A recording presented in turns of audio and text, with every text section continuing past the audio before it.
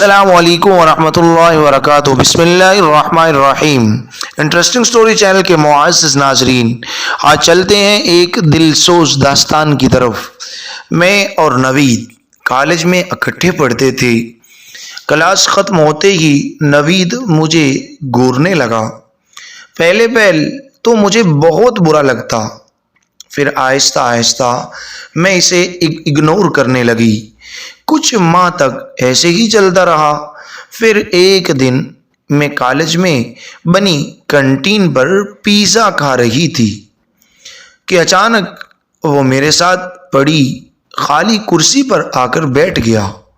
میں نے اسے حیرت سے دیکھا کہ اس کی اتنی ہمت کہ اکیلی لڑکی کے ساتھ آ کر بیٹھ گیا ہے، لیکن میں اسے کچھ دنوں سے نوٹ کر رہی تھی۔ میں جلدی پیزا ختم کرنے لگی۔ میرے دیکھتے ہی دیکھتے اس نے میری پلیٹ میں پڑا پیزے کا پیس اٹھایا اور کھانے لگا۔ میں نے اسے حقارت بھری نظروں سے دیکھا اور کرسی سے اٹھی اور جانے لگی۔ اتنے میں اس نے میرے ہاتھ کو پکڑ لیا۔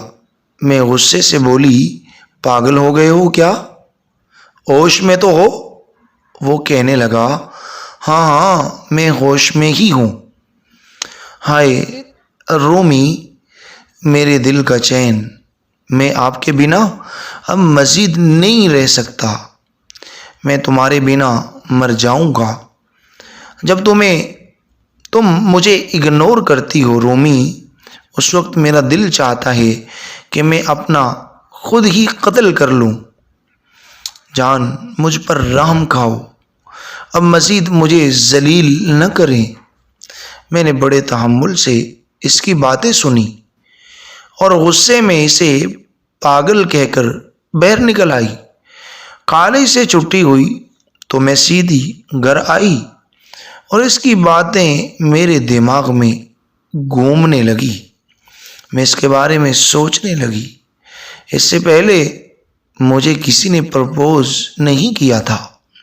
اب اس کی باتیں سوچ کر مجھے اس پر رحم آنے لگا۔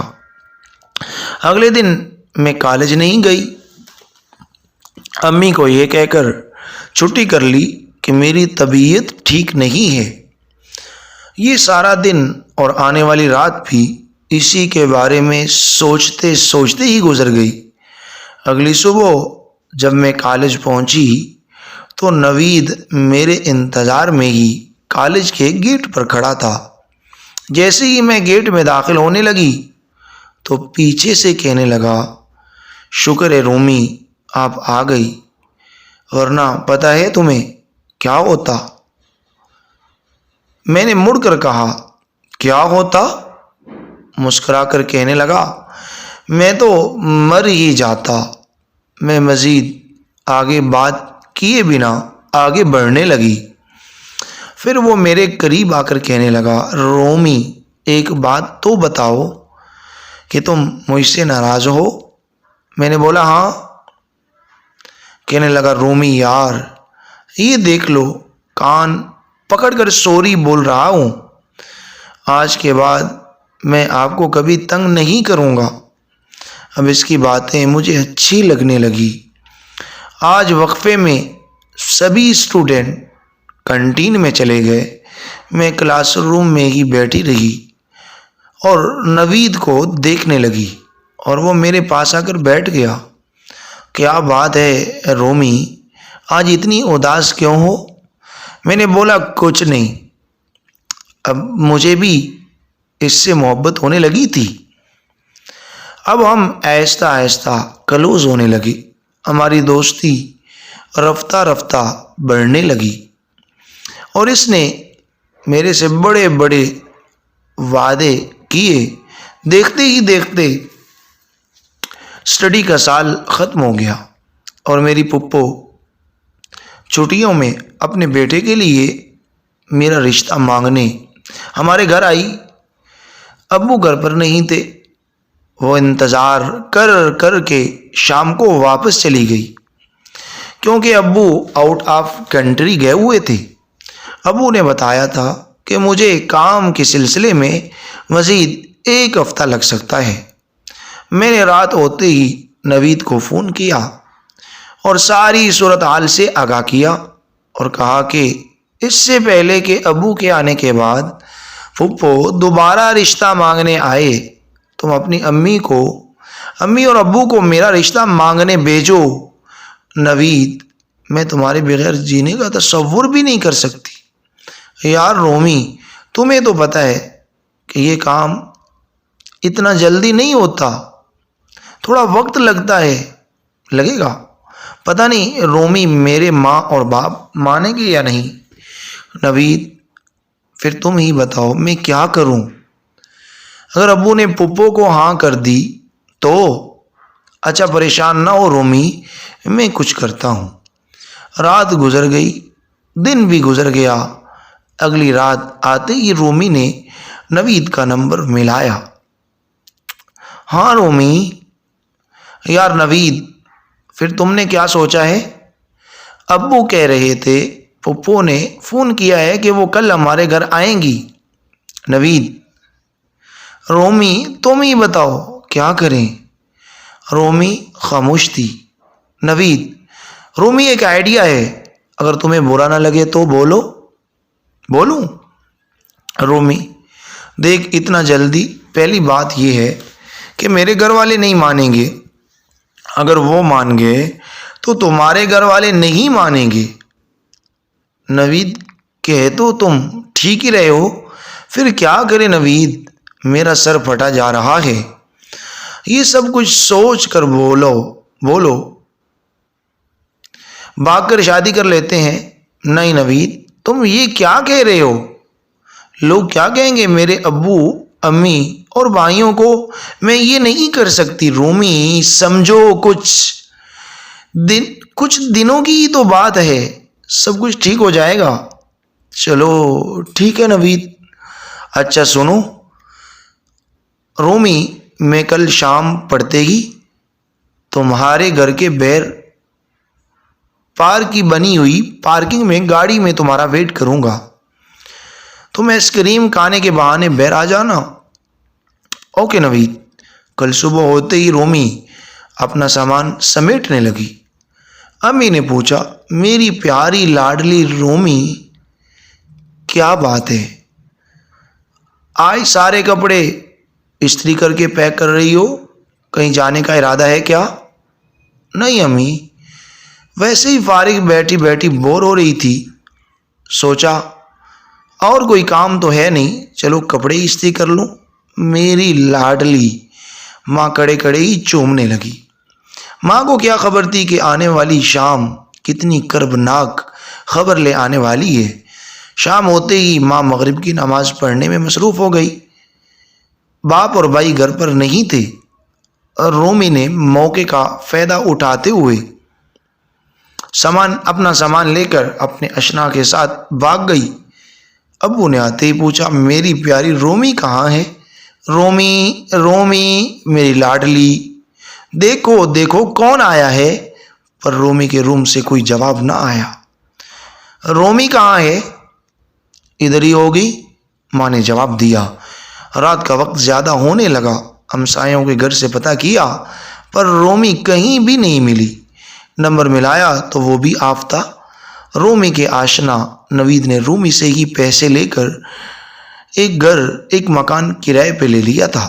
کمرے کی کنڈی لگائی اور رومی کے کپڑے اتارنے لگا۔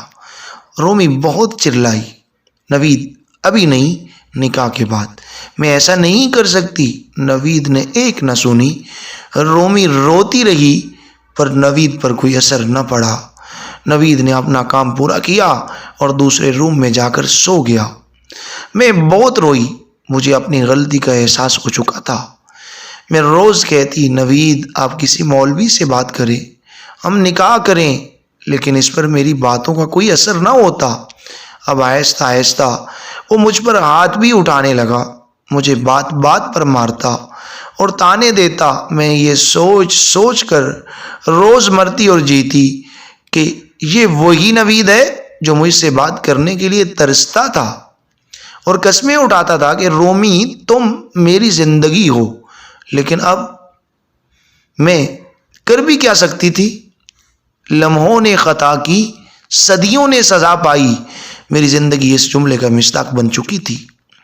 اب میں اپنی زندگی سے تک چکی تھی اور اپنے ہاتھوں اپنی جان لے لینا چاہتی تھی۔ میرے دل میں خیال آیا کہ مرنے سے پہلے اپنی ماں کا حال تو معلوم کروں کہ وہ زندہ بھی ہے یا نہیں۔ نوید گھر پر نہیں تھا۔ میں نے کانپتے ہاتھوں کے ساتھ امی کا نمبر ملایا۔ ٹرن ٹرن گھنٹی جانے لگی۔ آگے سے کھانستی ہوئی آواز کے ساتھ امی نے فون اٹھایا۔ ہیلو ہیلو، کون ہے؟ کوئی بول رہا ہی نہیں۔ میں نے کال ڈراپ کر دی۔ پھر چند لمحے بعد پھر ہمت کر کے کال ملائی۔ پھر اسی آواز نے فون اٹھایا۔ ہیلو، کون ہے؟ ہمت کر کے ڈرتے ڈرتے ہیلو کیا۔ آگے ایک دم سے آواز آئی، رومی پتر کیا حال ہے پتر؟ تو ہمیں چھوڑ کر کیوں چلی گئی پتر؟ کیوں ماں باپ کی عزت خاک میں ملا دی؟ بھائی تیرے خون کے پیاسے ہوئے ہیں۔ کہاں ہے تو؟ کہاں ہے تو ٹھیک تے ہے نا پتر؟ کتے ہیں؟ رومی کا رو رو کے برا حال تھا، کچھ نہ بولی۔ اس کی ماں بولتی چلی گئی، پوچھتی چلی گئی، لیکن رومی جیسے بے سد کھڑی رہی، جیسے سکتے میں ہو۔ پھر اماں کی طرف سے سوال ہوا، پتر تو کہاں ہے؟ اتنے سال ہو گئے، تو خوش تھے ہے نا؟ آخر ماں کی محبت تو ختم نہیں ہوتی۔ رومی صرف اتنا بولی، ہاں امی میں خوش ہوں۔